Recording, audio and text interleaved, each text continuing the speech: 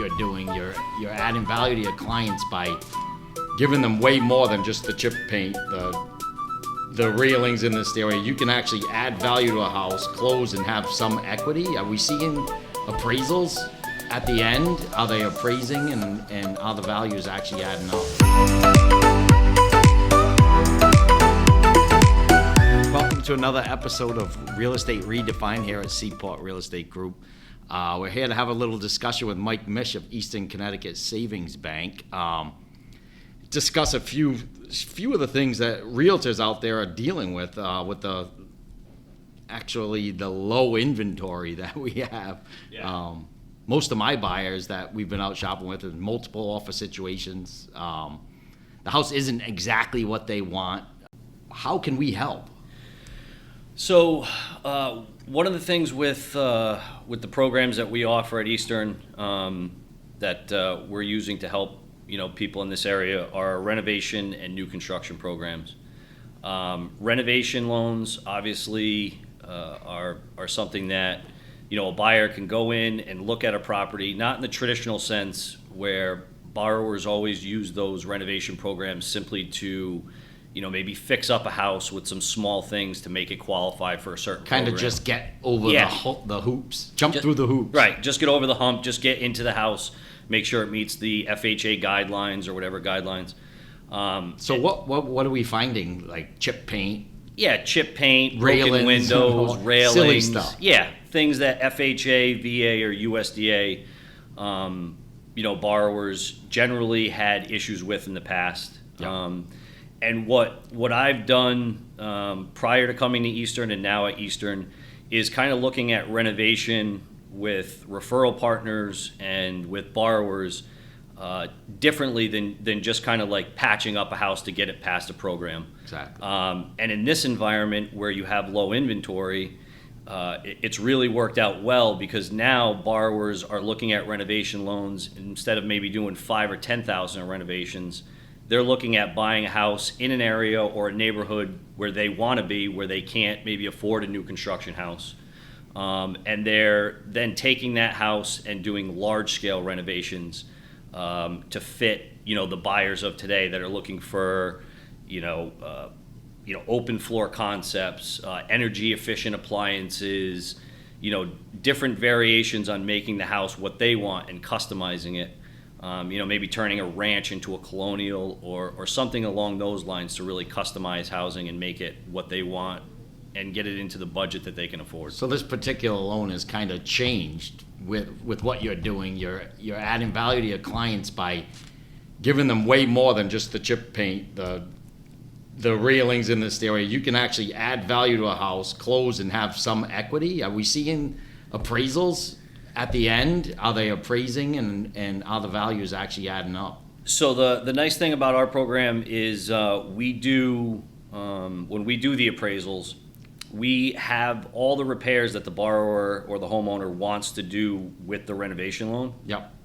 What that allows the appraiser to do is kind of make a value on the appraisal report subject to the repairs that they're doing. Okay. So prior to closing, whether it's a refinance or on a purchase, what that's allowing the borrower to do is to see where they stand from an equity position with the work they're putting into the house in the neighborhood based on the comps right now. Yeah. Now, it gives people a good starting point because we're in an appreciating market. So a lot of times, if the renovations take 3, 4, 5, 6 months, they could be, in a better equity position at that point. Just riding the market. Yeah, just riding the market and riding, with the increased value. So nice. Yeah, it's worked out well there. Yeah, no, definitely. We've done a couple together. Yeah. And yep. Everybody's still in touch and happy. And yeah. I think one of the keys is setting up with a contractor that is able to do the paperwork and show the proof of insurance and everything else. You can't just use any contractor. What is your experience with that? So we don't have an approved list or anything like that. But what we do require, obviously, is license, insurance. They have to be a home improvement contractor if they're doing renovation loans. They have to have their new home construction license if they're building a new construction project. I would say the timelines to close a lot of, budgeting, making sure things come in where they're supposed to be. It really depends on having a good contractor. Yeah. And I always key. it's probably one Judd of the most Furtman, important. Yep. elite. Yep. He's excellent. I work with him a lot. And really, I tell people that I work with that when it comes to hiring a contractor, I mean, everyone always says, price is a given. You want to get a good price. But in terms of, seeing previous work that they've done, a lot of different, attributes that goes out into picking a good contractor and making sure that they're going to get the job done on time. And that's more important than just, what the price on the page is. With price, you get what you pay for Yeah, sometimes. absolutely. All right, so what I've seen with appraisal aspect and value added from the construction on these loans is how does a new buyer add equity to the home with improvements during this process, so you can actually see it on an appraisal and gain value on the value of their new home. Yeah, that's a good question, and a lot of that has to do with the type of property they buy, where they're buying it, the current condition of the property. Obviously, if you're buying a house and you're adding square footage, if you're putting a second story on a ranch, that's Cha-ching. that's right there. Yeah. You know what I mean? You're adding square footage. The traditional things, bathrooms, Yeah. New kitchens. What about utilities, or is that brand new furnace? Does that add? Yeah, instant absolutely, value? absolutely. Yeah. Especially energy efficient. Okay. Energy efficient utilities, appliances, things like that. Things that are going to target, a specific type of, buyer. If you're looking to, compare to what other people are doing. The thing that people have to look at when they're doing renovations is it something that's just considered maybe like general maintenance? Yeah. Where you're going to get some money back, but you may not get dollar for dollar value if you're updating, let's say, a roof that's 30 years old. The roof should have been updated, as the house gets older. The windows, Absolutely. the siding, Yep. things like that. The one that I would actually tell you that I probably see the most, or the two things that I see the most, is people that think that a pool adds value, which It does. It almost doesn't. takes away, doesn't Yeah, it? yeah, and a lot of times. Insurance-wise, your Yep. carrying costs go up as Yeah. well. And the other thing that can be very property specific is people that finish their basements. Yep. That's one thing that, I've had borrowers that, come to me after, doing a $75,000 basement renovation, and it ends up, only giving them, half that what they spent in value added back. Yep. It depends on if it's a walkout basement. It depends on the comparables in the area. Now, do they consider any of the finished space besides just finished basement? Like, Yeah, what's the difference? How would they consider that? Is it 3 sides have to be without foundation? I knew there was a. Generally, for it to be considered, and this is asking different appraisers that have given me different answers on it. Yeah. So it's kind of one of those things, like a lot of stuff in the industry. It's case by case. But having a walkout basement where you have full accessibility Yeah. versus if you have just accessibility through a basement out, a basement window or a bulkhead or something like then that. it's That's totally a big different. difference. Yeah. Yeah. But the thing with the finished basements too is, you can really go above and beyond with what people put game rooms. Oh, yeah. They Bars, they put wet bars, bars. all this different stuff. I've seen people spend 150 grand on finishing a basement. Yep. And it's almost over customized where it's specific to that person. Yep. So then when they turn around and go to sell the house, the people look at it, or the buyers that are looking at it are like, well, it's not really something I'm interested in. So they've overspent for it. Yeah. So that one can be. So return on a finished basement isn't really a great investment. It's not. It's not going to be dollar for dollar return on your investment. And sometimes I would say in most of my experience, it's probably 25 cents for every dollar you spend. Yeah. You get that back. And the other tricky thing with basements, a lot of times that I've seen with people is, people love to try to finish their basements without getting building permits, I've seen that. and then try to sell it, Yep. put it on the market as unfinished. And a lot of the building inspectors, especially in this area, they really, the appraisers go out, they check the building permits now, they're going out to the towns. And I've had a couple, in the last 4 or 5 months where the building officials have made, homeowners Pull sheetrock. pull all the sheetrock off the walls, Oh, yeah. pull the insulation out. They want to see the plumbing, they want to see the electrical. So it doesn't really benefit people, but generally people are trying to do it because they want to save on taxes. Yeah. They don't want to be charged the Yeah, assessment. but in the end, it's Yeah, do in it the right, end. do it once, get Yeah, it done. yeah. Don't Yep. cut corners, especially when it comes to the town. Exactly. And if you're looking to resell at some point, Yeah. you need to pull those permits. Yep, absolutely. It's just the way it is. All right, moving forward, we'd like to talk about this construction loan. I've been talking to some builders. I'm actually meeting with a couple. This is kind of new, right?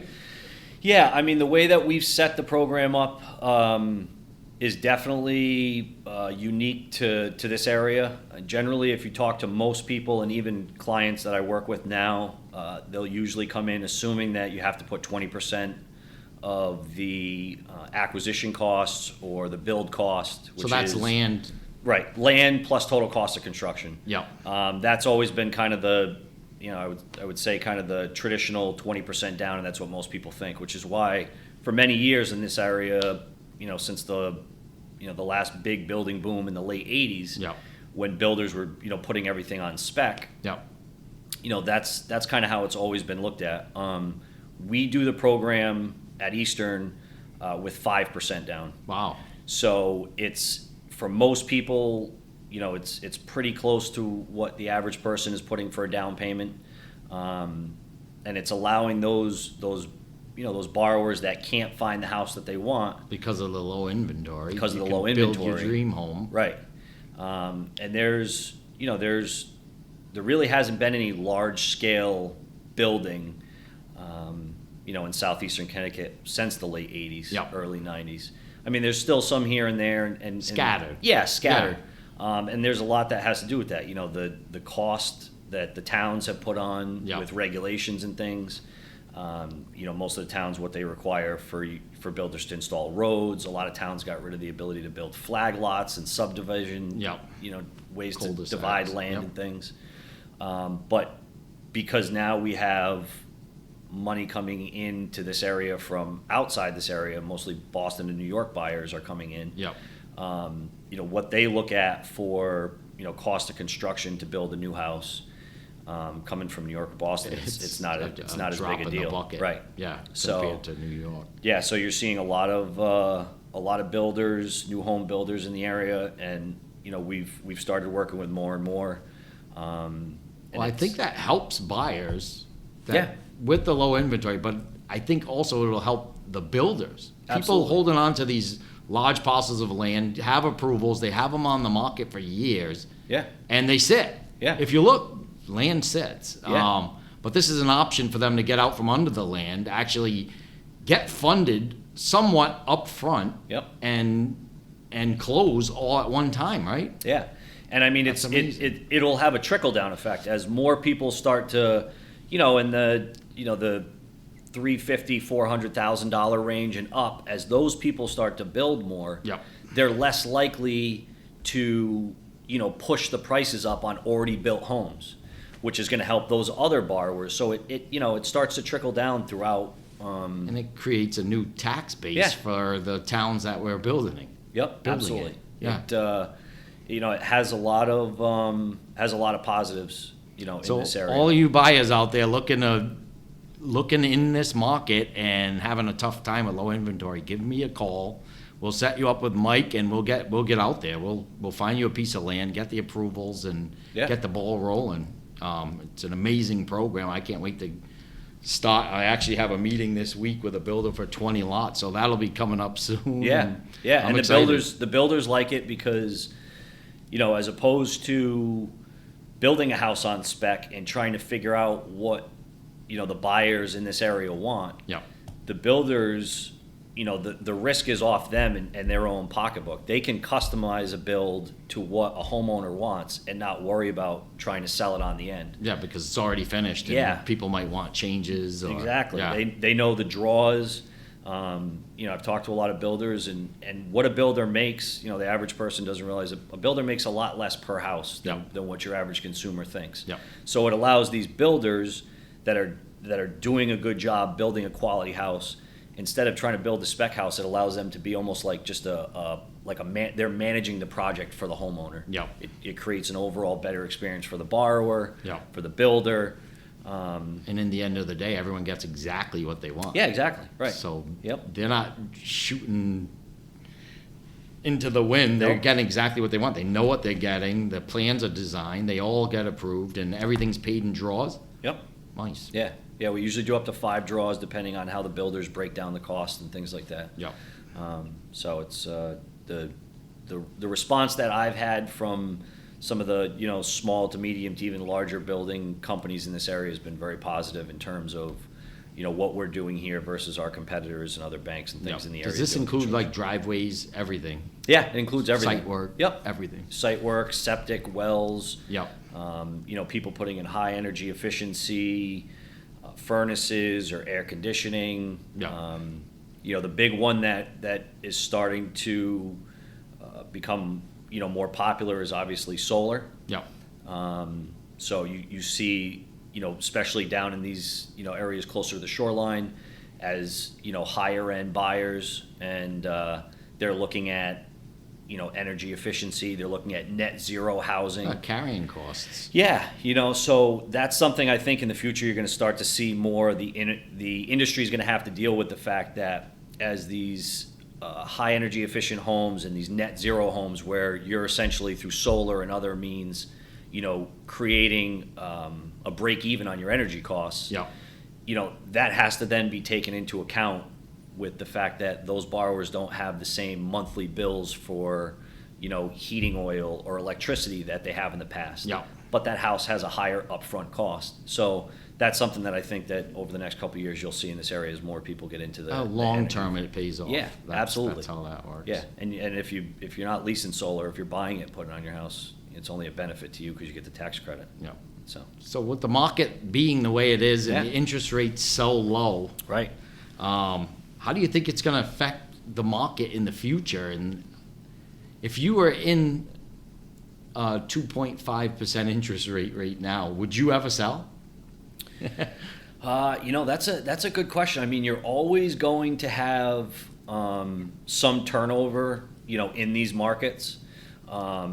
It's definitely going to allow people, as they build equity in their house because the rate's cheaper. So what I'm seeing now is instead of people stretching out a value and trying to do a 30-year, Yeah. I have a lot of buyers for the first time since I've been in the business in 2005, 2006, that are actively looking at lower terms because the rates are so low. Build equity. Yeah, so maybe they sell a house, 5 or 10 years from now if they're retiring and they're moving from the area.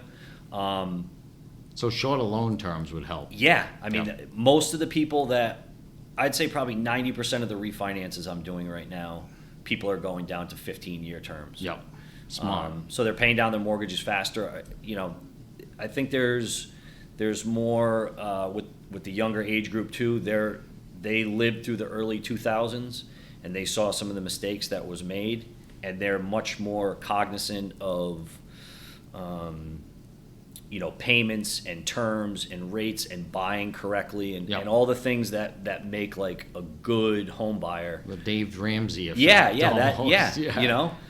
It's Well, there's a lot more tools out there at people's fingertips. Yeah. With online, how to save money, Absolutely. how to build equity, how to make the right decisions in real estate. and how to do it smart. Yeah, You know? because a lot of people with these interest rates, Yeah. in 10 years, they might not want to resell. They might not want to buy. Yeah. They might not get this interest rate again. So Yeah, it's definitely It's tricky something times. they might want to, take equity out and do an addition on the house rather than sell it because the rate on their first mortgage might be so low. Yeah. And once the rates start to go up, people have different ideas on when that'll happen. Probably sometime, maybe end of next year. Yeah. Maybe early the following year. But once they do, we'll probably never see rates this low again because of what brought rates to this point. And that's why I'm saying Yeah. could slow down the market in 10 years because people will be more reluctant to sell. Would you trade a loan this low for what's going to be in the future? Could be 8%. Yeah. Yeah. Oh, yeah. My first loan was 8%. So Well, my I was 21, but it was a while back. I'm not going to date myself, but when my parents bought their first house in 1980, my dad said their interest rate was about 18%. So wow. it's, Imagine that with the prices now. Yeah, you wouldn't be able to. Yeah. But no, it's interesting to see, kind of where, where the market's going to go from here in terms of, what this low interest rate environment did and how it's going to affect, the market in the long term. I think people moving into this area where for a good number of years after the last crash here, people kind of thought, we were just going to kind of shrug along. Yeah. And, the whole COVID thing really has had as negative as it's been for the country and everything like that, it's pushed forward, kind of where people can work, they working Change the remotely, dynamics of absolutely, everything. of Yeah. our economy going forward permanently. Yeah. I have people that I've been in contact with that are moving into this area from all over the United States. Yep. The Midwest, all different areas because, even though we do have, fairly high cost of living, fairly high taxes, there is, a lot to be said about living in southeastern just Connecticut. the 4 seasons. Yeah, 4 seasons. amazing. You're near the water. You can go to the mountains, and now it's giving people from all over the United States the ability to live here if they want, and so it's bringing in a lot of new buyers that people never really anticipated. All right, so I think we came up with a few solutions for the low inventory issues that we're having. Absolutely. Hopefully this added some value, and I'd just like to thank Mike Mish for coming down and Appreciate it. Thank you. speaking your mind with us, and I hope everyone has a good day. Thank you. Take care.